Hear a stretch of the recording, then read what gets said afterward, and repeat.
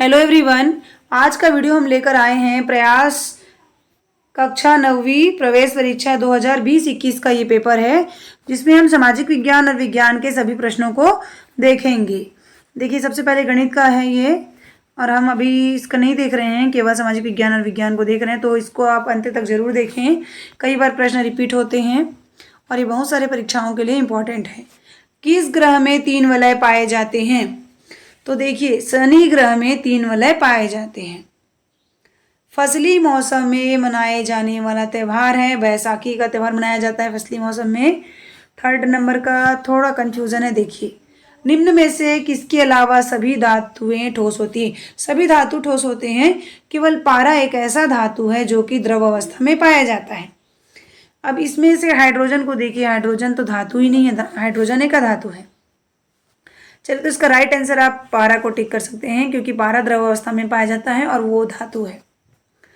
वह स्थान जहां पर नर और मादा युग्मक आपस में संलयित होते हैं उसको बोलते हैं फैलोपियन नलिका। फैलोपियन ट्यूब में संलयित होते हैं।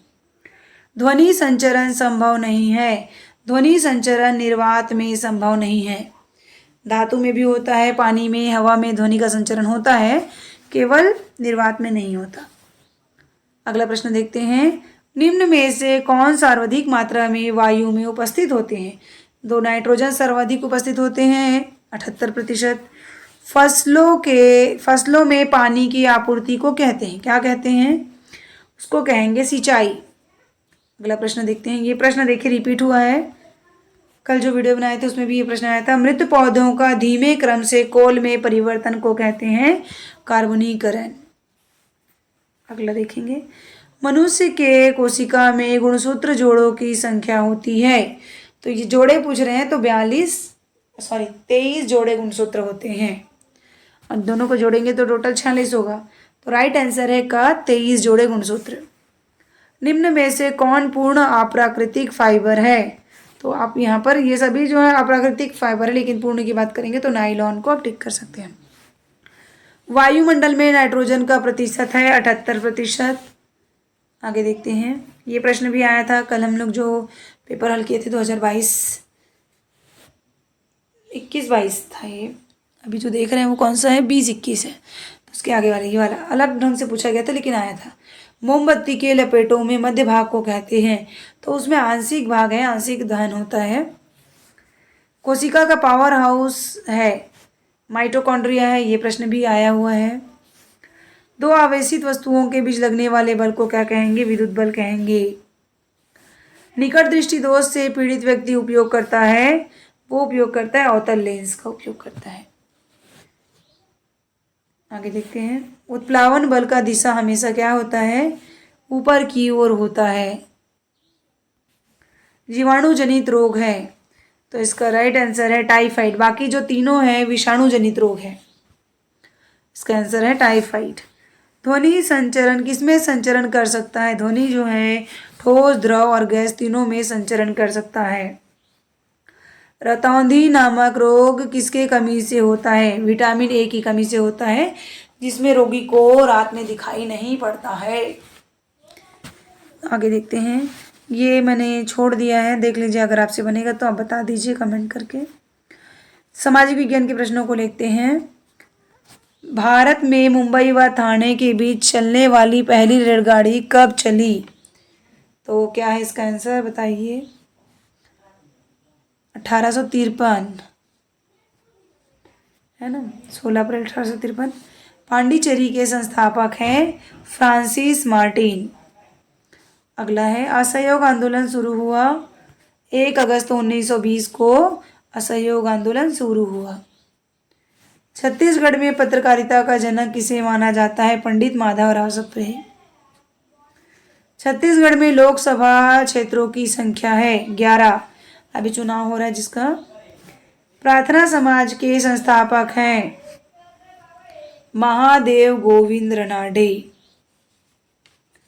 इसका सही आंसर है।